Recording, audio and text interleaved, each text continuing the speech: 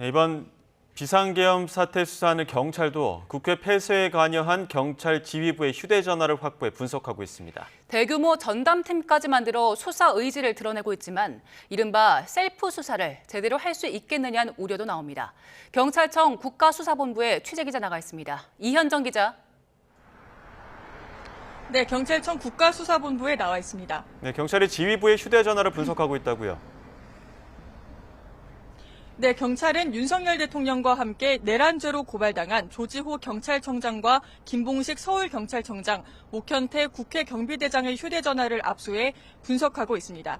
이미 제출을 받았기 때문에 증거 효력이 없는 거 아니냐는 의구심도 있지만 압수수색과 다르지 않다고 경찰은 설명했습니다. 앞서 조지호 청장은 계엄 선포 후 여인영 전 방첩사령관으로부터 주요 인사의 위치를 파악해달라는 요청을 받은 것으로 확인됐습니다. 또 한동훈 국민의힘 대표는 윤 대통령이 여 전 사령관에게 자신을 포함한 주요 정치인 체포를 지시한 정황을 확인했다고 밝혔습니다.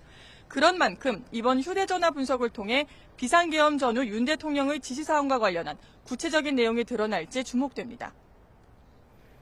네, 국가수사본부의 수사는 어떻게 진행되고 있습니까?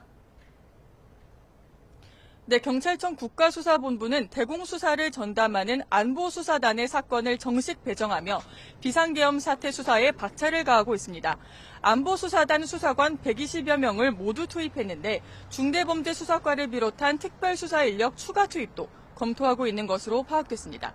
중대범죄수사과는 뇌물과 직권남용 등 공무원의 직무 관련 범죄와 권력형 비리 사건의 수사를 담당하는 국수본 직속 특별수사부서입니다.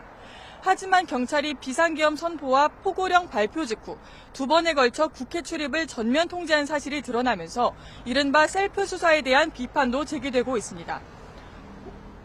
오늘 윤 대통령의 탄핵 소추안 가결 여부는 경찰 수사 향방에도 영향을 미칠 것으로 보입니다. 지금까지 경찰청 국가수사본부에서 YTN 이현정입니다.